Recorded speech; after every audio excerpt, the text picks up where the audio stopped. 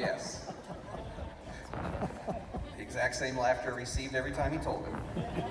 My name is Aaron Befford. I was Todd's assistant for 12 years at the Dream Center and here at Angelus Temple. My relationship with Todd started when I was in the leadership school in Phoenix, Arizona, 15 years ago. I made friends with Todd and we soon formed a unique bond. When I graduated, I was supposed to pick a mantle, a spiritual individual who I wanted to be like and wanted his character traits. I chose Todd and asked him to drive to Phoenix, here from Los Angeles, and he gladly accepted. Came to my graduation and prayed for me. Who would have known the long-lasting relationship that would follow? I soon moved to Los Angeles as a volunteer and worked as Todd's assistant in Pastor Matthew's office. Office hours started at 8:30 sharp. I quickly learned that 8:28 is not on time. I was to be 5 minutes early to be considered on time. And I also learned that checking your MySpace during business hours is never acceptable under any circumstances. Ever, never, never do it. Over the time, I was the person that most people maybe did not like receiving a phone call from. Hello, so-and-so. This is Aaron Befford. Todd Leader would like to see you right away. Right now. Get up here right now.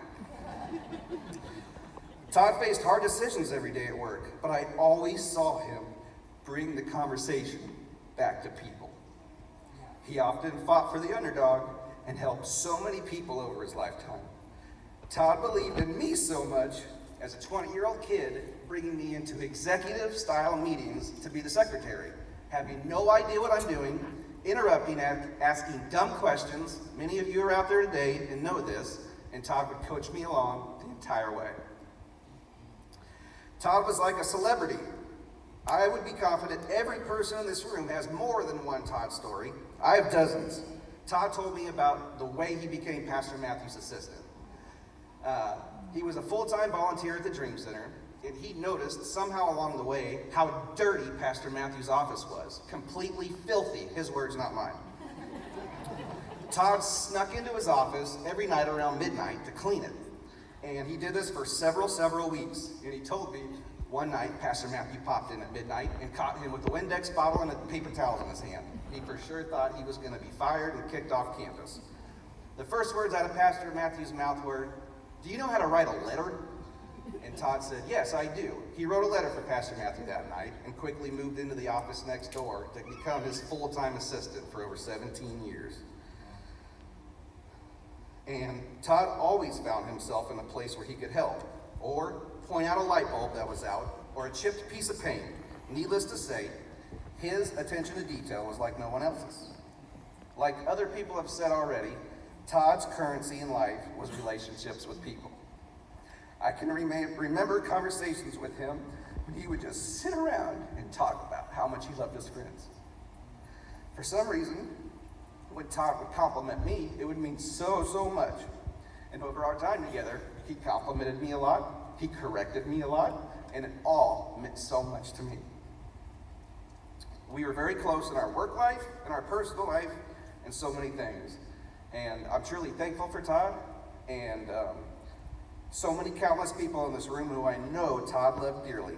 He gave most of his life to this church, and I'm blessed to have had a relationship with him. It's such an incredible time to remember that our hope is greater than our grief, and I'm so thankful to know Todd for so long. So many people in this room, specific people from Ace Transportation and Candace, I'm so thankful to have talked to you so much over the last few weeks and know how much you love Todd and how great a friends Todd had and developed while he was with you. I thank you so much. I see some of Todd's clientele base from his new business, and I'm so thankful that you're here. Thank you so much for being his friend, and I know that those relationships were very dear to him, and he simply could not walk around in life and operate without having those close relationships, and it was truly incredible to hear of those. Thank you so much.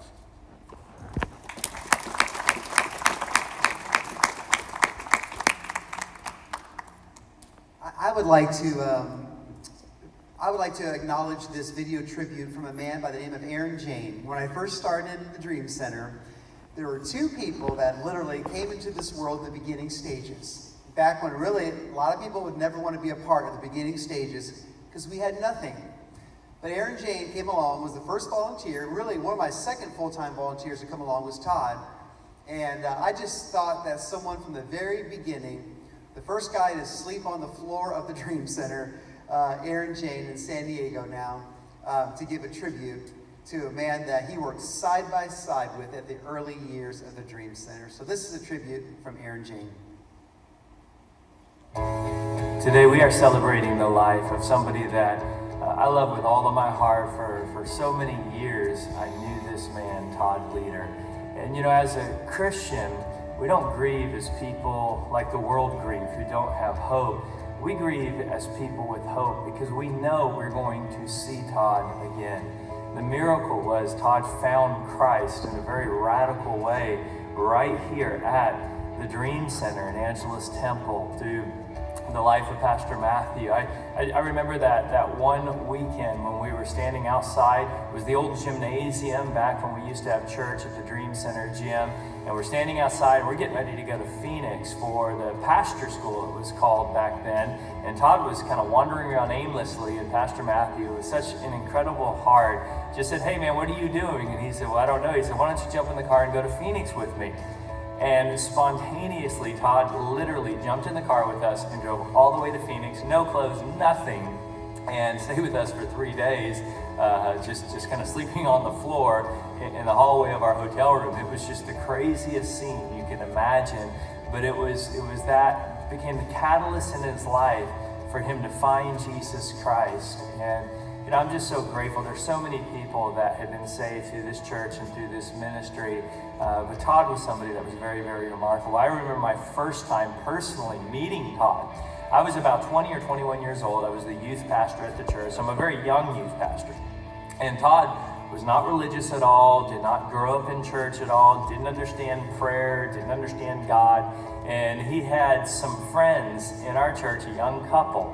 And the wife, Jennifer, could not get pregnant. She had a medical condition and didn't have the ability to physically get pregnant. They came to one of our prayer meetings, and I remember praying over this couple and just asking God to bless her and give them a child. And God did a miracle in their life, and she actually got pregnant and had a child. And I remember Todd finding out about this, and he tracked me down one Sunday morning. I think it was one of his first times ever at our church. I'm at the altar praying for people. Now you got to understand, I'm single, I'm young, I'm a new youth pastor, I have no idea what I'm doing, and all of a sudden a strange looking guy walks up to me.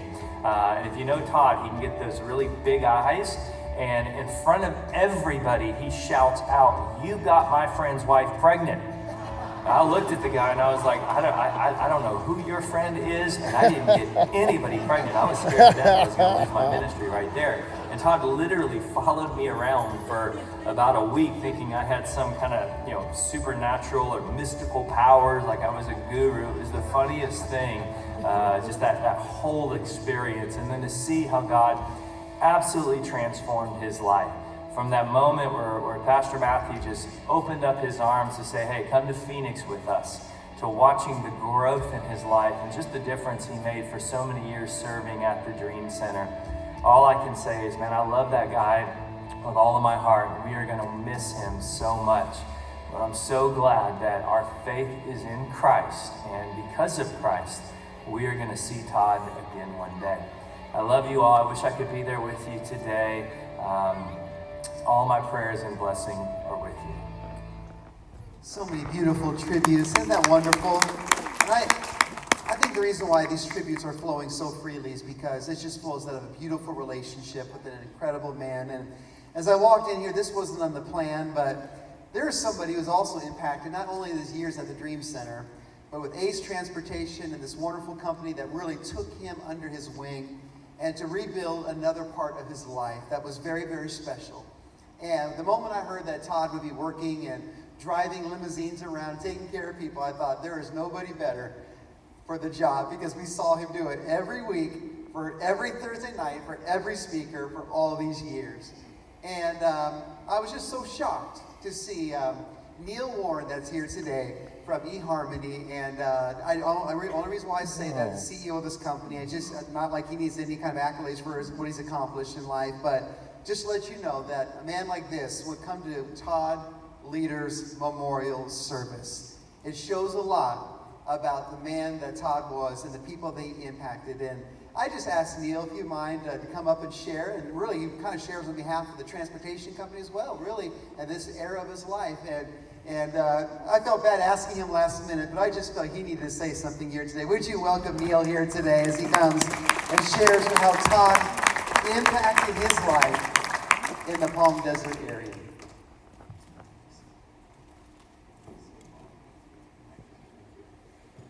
Well, I'm delighted to be here today. I have 4 thoughts about Angelus Mesa, Angelus Temple. First of all, Amy Semple McPherson was involved with one of my closest students at Fuller Theological Seminary.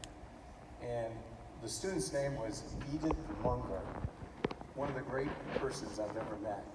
When she was a young person, she was picked to help Amy write sermons. And she did extremely well. And she advanced in a lot of ways. Secondly, my assistant at eHarmony was a young woman by the name of Kayla Mahia. She goes to this church every week. She loves Pastor Matthew. And she would tell me about things that happened here that changed her life. The third thing that I think about is that we met a lot of people from here, but the person that Kayla told me about so often was Clayton Kershaw, and how much he loved this Dream Center. And she would brag about that. I encouraged her to brag about that because it was powerful to hear about one of the most famous, probably he'd be one of the top 10 most famous persons in maybe not only Los Angeles, but maybe in the United States. And I always loved that. I want to tell you what I saw in Todd Leader. First of all, you remember that passage where Jesus is talking about Zacchaeus. He's talking to Zacchaeus. And Zacchaeus was a poor man who was blind. And he was walking down the road, and Zacchaeus, Jesus was walking down the road, and Zacchaeus was crying out to him, Jesus, Son of David, have mercy on me. And then he would say it again, Jesus, Son of David, have mercy on me. The crowd was very noisy, and they were shushing him because they were embarrassed about his calling out to Jesus, and he just kept calling out to Jesus. Finally, Jesus stopped on the road, and he looked over at Zacchaeus, and he says, what is it you want me to do for you? I love that. It's powerful. It's a powerful picture of Jesus. And Zacchaeus says, I want to see. I want to see. Now you have to understand, as a longtime psychologist, Todd was one of the most brilliant persons I met. My hobby as a psychologist was to pick what I thought was the correct IQ score for the people who would come to my waiting room, come in for the first session, and then later I would test them, and I would know their IQ scores. And I can tell you that Todd was really brilliant. He had such vast neural pathways. That's why he could be so funny. That's why he could be so hurtful sometimes, because he was so quick to see both defects and virtues. I think that Todd being so, well, he was Jewish. And if you were Jewish, you were in your own way a lot like Jesus. I once said to Todd, have you ever known a poor Jew? He said, oh yeah, I've known quite a few.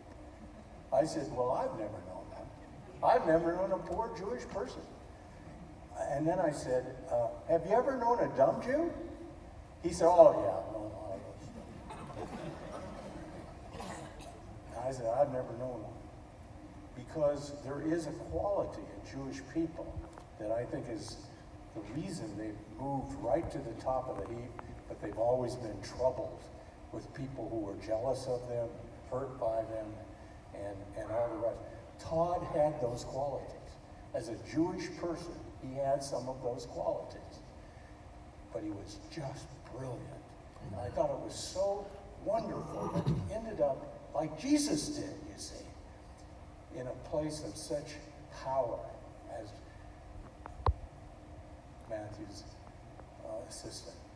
So when I heard that he had died from Candace, I just felt so sad because I knew that he was depressed. And he drove my wife Marilyn and me so many places over time. He always was. You remember in Galatians, I think it is, where there are the 9 virtues that Paul says you need to have.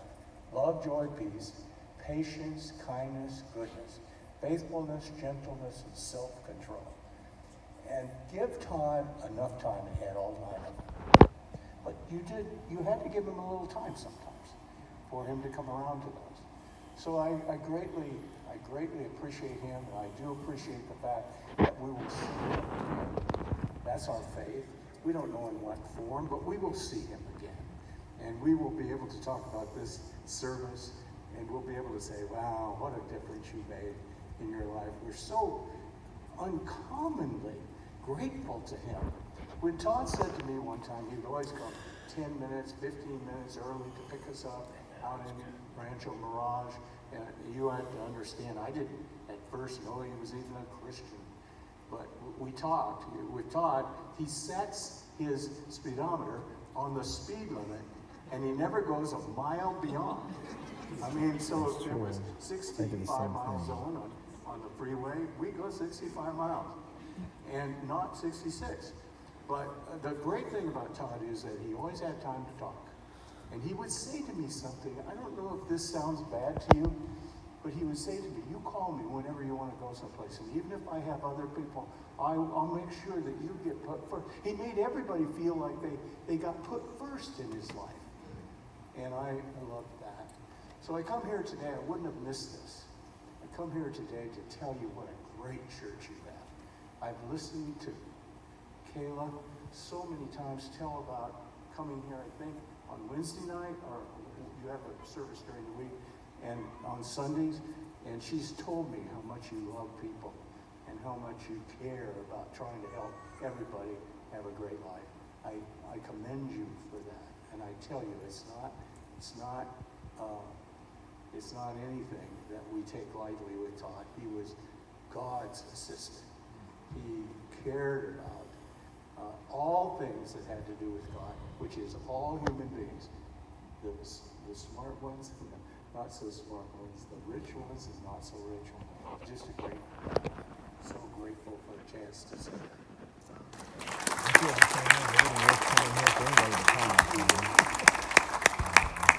What a beautiful, beautiful tribute. You know, we live in a world today where everyone's trying to add years to their life.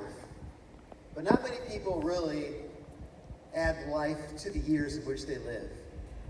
And if you look at the life of Todd, he only lived 53 years of age. But in the years that he served God, in the years he did the Lord's work, he just went all out for God. And this morning I was thinking about, who is the person in the Bible that Todd reminds me of? And strangely enough, the person that I thought of when I thought of Todd this morning, of all people, which is funny because Todd did not have much hair at all. But the person that I thought that reminded me of Todd the most was Samson. And I said, God, why are you putting Samson in my spirit? Why does Todd? He wasn't muscular like Samson. He didn't have a lot of hair like Samson. It's pretty much the kind of character you would think he was not Samson in many ways. But I began to think about the life of Samson. When God told Samson to do something, he would do it. He would charge into it. There's one reason why God extended the life of Samson and really extended the grace and mercy of Samson, because he was the only person that he could ask to do something and he would do it. He would do it with all his might. And years ago I heard a sermon called How to Increase the Patience of God. And in this sermon it talked about people that God can depend upon to do what he asked them to do, and how God has a special kind of mercy for people who are willing to do it. And I thought of Samson, and I thought of his life, and I thought of his willingness to step up. And I thought of Todd. I thought of a man who would get an assignment from God, and he would carry it out all the way to the end. As I think about him, I think about the first day when he came to the Dream. So I told a little bit of this at the altar call last night, but when we started the Dream, so we were meeting that little gymnasium, man. It was a Cracker Jack box there, and we had homeless people. The only people we had in our church were homeless people back then. And he came to church. I looked out in the audience. Anybody who didn't come from the buses kind of stood out, who was dressed nice or kind of dressed every day, because most of the people we brought in were homeless people from Skid Row. That's the environment by which Todd came to the house of God. And I remember he sat there and he just put his hands on his stomach, and he just looked around the whole time at church and smiled. And I couldn't believe it, because I almost wanted to apologize that this man had to sit in this crowd when there's all kinds of craziness going on. I mean, you'd hear beer bottles drop in the middle of service, and it was a very wild and crazy place that I didn't think anybody would ever call home. But Todd showed up one week, just kept smiling, looking around and listening, and showed up the next week, he kept smiling and looking around and listening, and week after week, he just kept showing up. And as Aaron James said, we said we're going to go to pastor school. And he came up to me and we talked, and he said, I'm interested in going to pastor school. I said, well, are you a Christian? He said, no. He goes, I don't believe in God. I'm kind of an atheist, really, but I want to go to pastor school. Which was the weirdest request of a pastor, an atheist, wanting to go to a pastor's conference. I said, well, good enough for me. Let's get on. You want to go to pastor school? So he showed up at pastor school. 7,000 people in the auditorium, and Todd, he just walked around. I'm sure he was analyzing everything in that building, just looking around. And just the glory of God fell on those nights, and the presence of the Lord overwhelmed him. And Todd wouldn't cry in services, but his way of being overwhelmed would just be to kind of look in wonder. Just look out. And sometimes if you'd say a good point in a sermon, sometimes Todd would kind of be sitting there. He's always thinking about the next thing that could be done better. The next thing, or a little tile that's hanging, or a light that's not working. He was always looking around for things like that. But every once in a while, you'd feel overwhelmed by something, he would just have to go. And when Todd opened up his mouth and his jaw dropped, you knew that you hit a good point that registered in his spirit. Just one of those amazing people. Then he went to the conference, and he had nowhere to go because he just showed up. He had no plans. He just kind of was lingering around the auditorium. And I was supposed to speak to 7,000 pastors the next day, but I couldn't get past this man that was all by himself wandering around. He came on our buses to the conference. I said, would you stay with me? And he stayed with me in that apartment. And didn't even know this guy. Just the only guy that didn't come to my church on buses. And he went to the conference, this atheist. I woke up in the morning, and he was ironing my clothes, getting them ready for the service I was about to speak. I said, this is the most strange, bizarre encounter. But he went to the service, and God, again, just overwhelmed him. He came back, and you heard the story from Aaron, so wonderfully told. He became my assistant because there were just gaps that Todd was always willing to fill.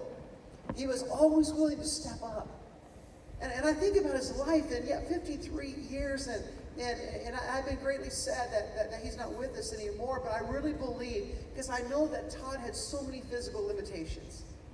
As a matter of fact, we were talking about this before we came in. There are many times we walked into the office late at night, and Todd would literally be on the ground because he was so physically ill from time to time, very ill physically. And this weight, trying to carry that much weight around your 50s is a little difficult on your heart. And we used to see him just laying out on the ground and he didn't want to take the walk down to his house because he was too sick and he was too ill many times to take that journey from the Dream Center Hospital all the way down to his house.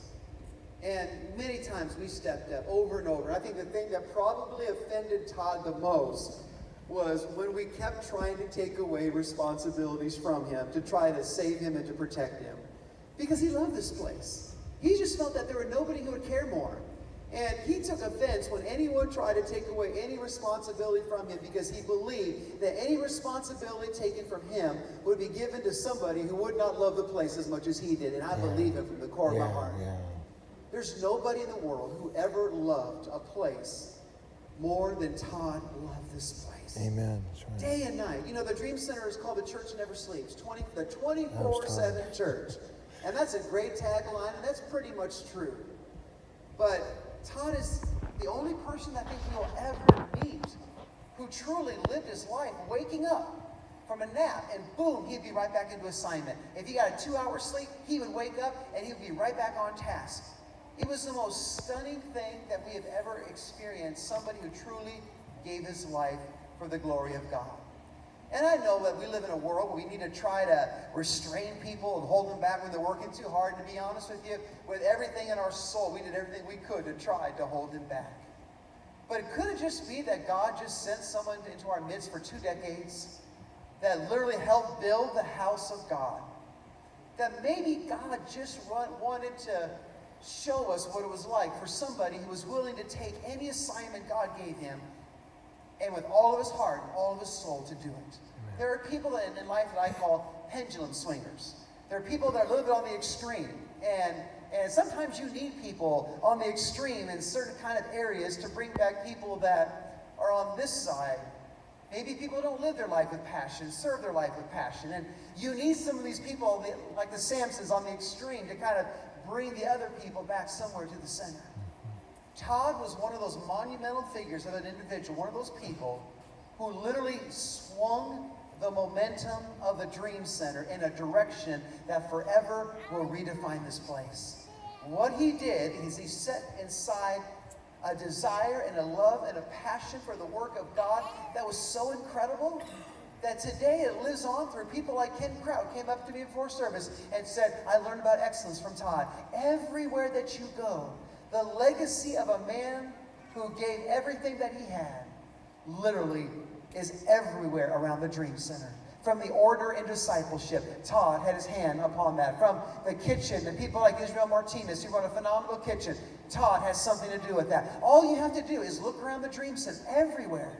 And everything that's being done today, somehow or some way, the passion of Todd Leader and his willingness to truly live 2 decades and to put 5 decades into 2 was something in which he possessed. And I want to say today that it's not how long that we live that matters.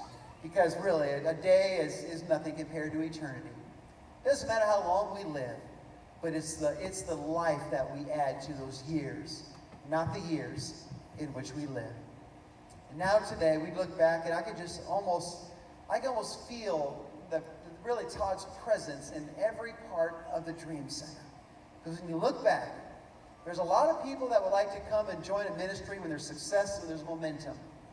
But there's very few people that will come in when all we had was 2 buses. And all we had was 2 busloads full of people that nobody wanted to be around. And Todd would grow and learn to love hurting people. I remember when he used to tell me that he was raised that, many times people around him that were poor for a reason. And that's why they were. But Todd went from a person that used to look in the first time I met him, used to kind of judge people for being homeless, became the very biggest advocate for hurting people I've ever met in my life. There are times where he met with people and he said, man, I'm really going to correct this person and, this might be their last day for doing something wrong. And I had his back. I'm like, you know what, you're right. That person probably needs to go. And I know you're probably going to tell them they need to go. But the truth is, I knew that when Todd sat down with them, every time it ended up being this way, they would walk out and somehow they would not leave the way that we thought. They would be fired. They would resign. They would walk out, and Todd would be a person of second chances. He was an incredible person of second chances. And I knew that if he got upset with somebody or bothered by something that didn't go according to plan, with his detailed plan, it didn't work out, I knew that when he got in the room and he got a chance to hear someone else's side of the story, what someone else is going through, that all of that was just a big old facade on the outside. Yeah. On the inside was a man that I believe, we're known as the people of second chance at the Dream Center. And I've been known as a person of second chance. But I really don't know really quite anybody who believed in second chances more than Todd. He just foundationally loved people. And whenever you had a chance to talk to him, they'd always get to the place where he would believe in you.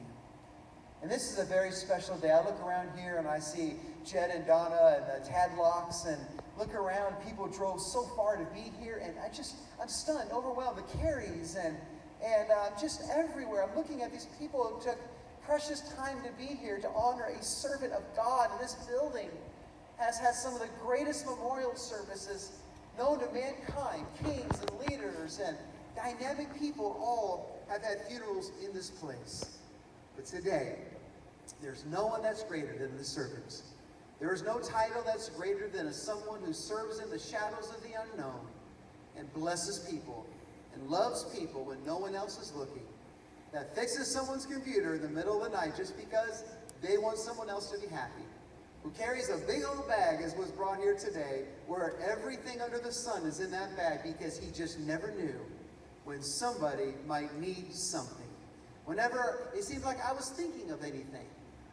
It was almost like he was reading my mind. I'd be in service, oh man, where's my Bible? Boom, my Bible will be in my hand by the time that I thought.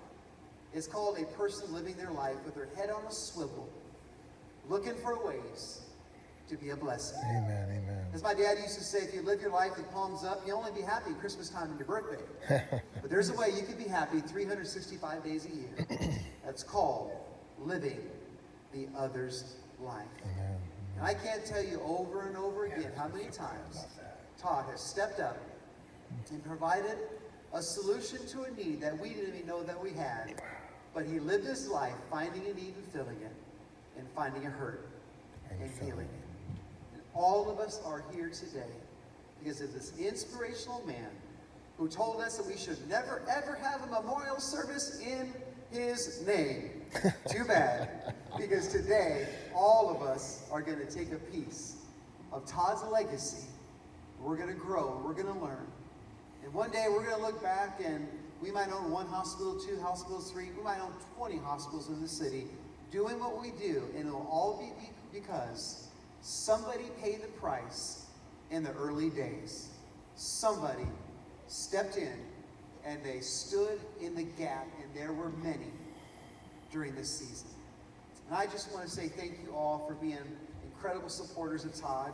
I want to thank all of you for being miracles in this building today. We just want to have this special tribute to remember somebody who truly lived his life with a reckless ability to say, God, if you want me to do something, I will run through a wall. You know, I always hear people say, you know, and I hear them in sports and different things, and even in high school, I hear coaches say, you know, don't worry about if you lose or not because we're just running for the Lord. And I used to always get mad when people say that, when they do anything half-hearted for God, you know, because that doesn't represent God. If you're going to do something for God, you got to be willing to run through a wall if you're going to do it for the Lord, right? You're going to say that. Amen. And that was Todd.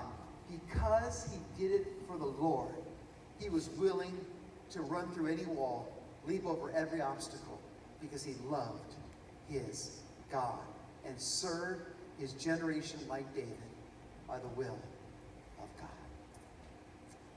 Father, we thank you. We thank you for this time together today. And as Elisha and Elijah, the mantle was being passed, Elisha said to Elijah, I want a double portion of your anointing. Which means that Elisha walked with Elijah and said, I want to be a double portion of a certain kind of spirit that you have. And Lord, today I pray that we would take the things that Todd flourished and the legacy that he left. And I pray, God, you would give us a double portion of his love and his passion for the work and the will of God. And the will of God wasn't only what was taking place in this building. The will of God is carrying it out and serving people in the limo business. Just as much as the Dream Center. Those limos were dream centers as much as a big hospital in which he served. It didn't matter the facility or the venue or the magnitude. Lord, a car can be turned into a mobile dream center. And he made it that.